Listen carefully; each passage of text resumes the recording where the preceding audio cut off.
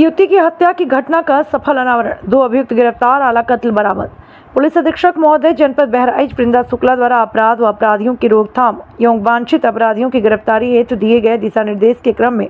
वहां पर पुलिस अधीक्षक ग्रामीण डॉक्टर पवित्र मोहन त्रिपाठी, क्षेत्राधिकारी नानपारा राहुल पांडे के कौशल निर्देशन में प्रशिक्षुत क्षेत्राधिकारी श्रीमती हर्षिता तिवारी के नेतृत्व में कोतवाली नानपारा पुलिस सर्विस लांस को सफलता मिली। मुकदमा संख्या 389/2024 धारा 103, 238 BNS से संबंधित अभियुक्तगण अरुण सैनी पुत्र बिंदेश्वरी सैनी, श्रावस्ती रुपैया जनपद बहराइच, कुलदीप विश्वकर्मा पुत्र नंदकिशोर विश्वकर्मा बहराइच को गिरफ्तार किया गया। 23/7/2024 को वादी श्री सारिक हुसैन पुत्र शाकिर हुसैन प्रधान निवासी हाडा बसहरी थाना नानपारा जनपद बहराइच सूचना दिया, मेरे गांव बसहरी नहर पटरी के किनारे स्थित जंगल में एक अज्ञात महिला का शव पड़ा है। गांव वालों के साथ देखने गया, शव काफी दिन पुराना है और शव पर सर नहीं है। सूचना के आधार पर शव पुलिस कब्जे में लेकर पंचायतनामा भरकर पोस्टमार्टम हेतु मोर्चरी हाउस बहराइच रवाना कर दिया। फॉरेंसिक टीम को मौके पर बुलाकर साक्ष्य संकलन करने और प्रभारी निरीक्षक सर्विस लांस स्वाट टीम को घटना के यथाशीघ्र अनावरण हेतु सख्त निर्देश दिया। इस क्रम में प्रशिक्षु पुलिस उपाधीक्षक श्रीमती हर्षिता तिवारी के नेतृत्व में पुलिस टीम गठित की और अथक परिश्रम से प्रकाश में आए अभियुक्तगण अरुण सैनी व कुलदीप विश्वकर्मा को दिनांक 3/8/2024 को समय 6 बजे जगन्नाथपुर पुलिया थाना नानपारा जनपद बहराइच से गिरफ्तार किया।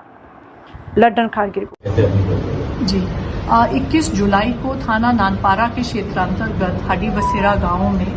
सरयू नदी के पास एक जंगल है, वहां पर एक लगभग 20 वर्षीय लड़की का शव बरामद हुआ था, जिसके ऊपर सर नहीं था, एक हाथ नहीं था, अन्य कुछ उंगलियां मिसिंग थी और ये शव सिर्फ अपने अंडरगारमेंट्स में पाया गया था। तो तत्काल इसका संज्ञान लेते हुए सभी वरिष्ठ अधिकारियों द्वारा घटनास्थल का निरीक्षण किया गया था और पोस्टमार्टम की रिपोर्ट आने के उपरांत पुलिस द्वारा इस सूचना पर मुकदमा पंजीकृत कर अपनी जांच शुरू कर दी थी और एसपी ग्रामीण महोदय और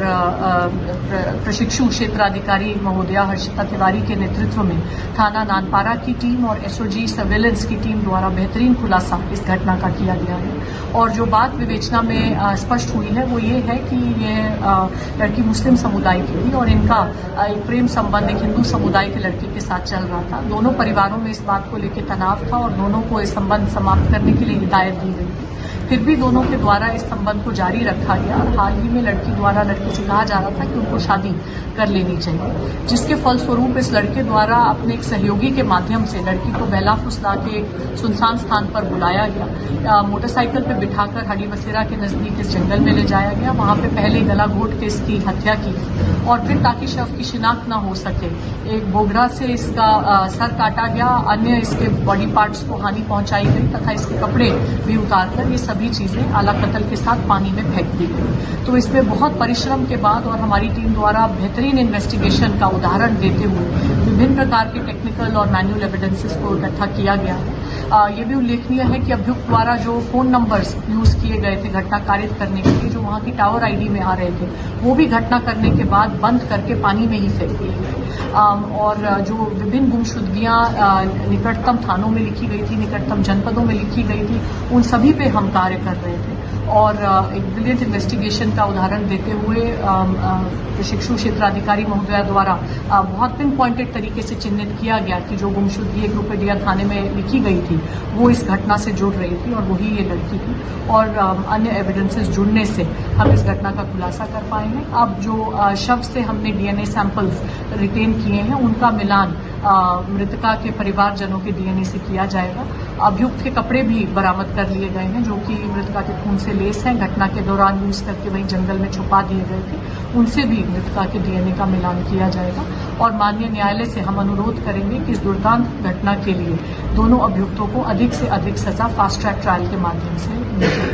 केस को खुलासा करने के लिए अभी आपने बताया कि एक धागे की बहुत बड़ी अहम भूमिका थी, वो उसके बाद जी उस शव के अंडरगारमेंट्स के अतिरिक्त सिर्फ एक ही चीज थी, काला धागा पैर में बंधा हुआ था। तो जो फोटोग्राफ्स हमारे पास लड़कियों की उपलब्ध थी, जो हम विभिन्न गुमशुदगियों की फोटोग्राफ्स को स्कैन कर रहे थे, तो उसमें जो हमारी सीओ हैं उनके द्वारा ये नोटिस किया गया कि एक लड़की के पैर में काला धागा बंधा हुआ है। तो उस गुमशुदगी में थोड़ी और विशेष रुचि ली गई और गहनता से पूछताछ की गई, तो वो शव करें। लड़की मूल रूप से हरदी थाना क्षेत्र की रहने वाली है, पर बचपन से ही अपने मामा मामी के यहाँ रूपेडिया थाना क्षेत्र में रहती है। मैम ये शव कब बरामद हुआ था और हत्या कब की गई? ये शव 23 जुलाई को बरामद हुआ था और हत्या 21 जुलाई को की गई।